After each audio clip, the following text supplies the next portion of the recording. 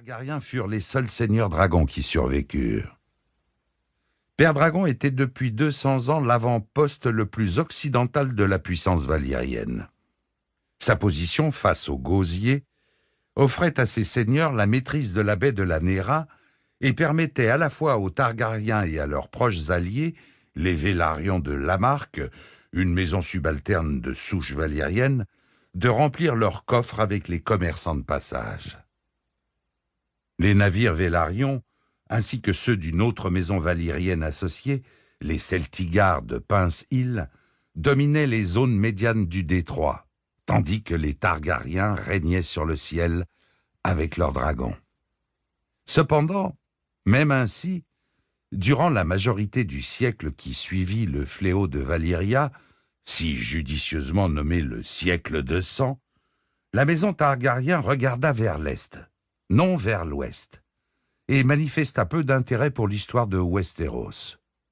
Gaémon Targaryen, frère et époux de Daenys la Rêveuse, prit la suite d'Aénar l'exilé comme sire de Père Dragon, et se fit connaître sous le nom de Gaémon le Glorieux. Son fils, Aégon, et sa fille, Héléna, régnèrent ensemble après sa mort. Après eux, la seigneurie passa à leur fils Maégon, à son frère Aérys, et au fils de celui-ci, à Élix, Baélon et Daémion. Daémion fut le dernier des trois frères, dont le fils Aérion lui succéda alors à Père Dragon. L'Aégon, que l'histoire connaîtrait comme Aégon le Conquérant et Aégon le Dragon, naquit à Père Dragon en 27 avant la conquête. Il était l'unique fils et deuxième enfant d'Aérion, sire de Père Dragon, et de Lady Valéna de la maison Vélarion, elle-même pour moitié Targaryen du côté de sa mère. Aégon avait deux sœurs de légitime naissance, une sœur aînée, Visenya, et une puînée, Rhaenys. Longtemps, la coutume parmi les seigneurs dragons de Valyria fut de marier le frère à la sœur, afin de conserver la pureté des lignées du sang. Mais Aégon prit ses deux sœurs pour épouses. Par tradition, on se serait attendu à ce qu'il n'épouse que l'aînée, Visenya. L'inclusion de Rhaenys comme seconde épouse était insolite, bien qu'elle ait des précédents. On a pu dire qu'Aégon avait épousé Visenya par devoir et Rhaenys par désir. Les trois frères et sœurs s'étaient prouvés seigneurs dragons avant de s'épouser.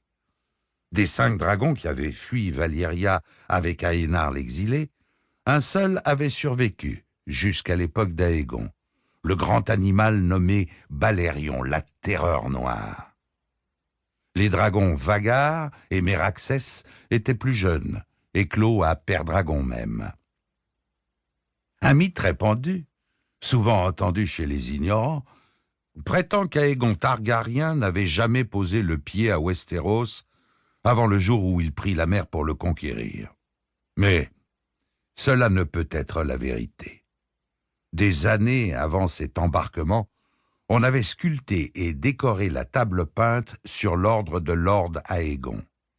Une massive dalle de bois, de quelques 50 pieds de long, taillée selon les contours de Westeros, et peinte pour exposer tous les fleuves et les forêts, les villes et les châteaux des 7 couronnes. Clairement, l'intérêt d'Aégon pour Westeros précédait largement les événements qui le conduisirent à la guerre. De même, il existe des relations fiables de visite par Aégon et sa sœur Visenya dans leur jeunesse à la citadelle de Villevieille et de chasse aux faucons à la treille comme invité de Lord Redwyne. Il se peut qu'il ait également visité Port-Lannis. Les témoignages divergent. Le Westeros de la jeunesse d'Aégon se divisait en 7 royaumes querelleurs, et il n'y a guère eu de temps où 2 ou 3 de ces royaumes n'étaient pas en guerre les uns contre les autres. Le nord, vaste, froid et rocailleux, était dominé par les Stark de Winterfell. Dans les déserts de Dorne, les princes Martell tenaient les rênes. Les terres de l'Ouest, riches en or, étaient gouvernées par les Lannister de Castral Rock. Le fertile conflant par les jardiniers de Haut-Jardin. Pour continuer à écouter ce livre audio gratuitement, cliquez sur le lien dans la description et vous pourrez l'écouter en entier sans frais grâce à l'essai de 30 jours d'Audible.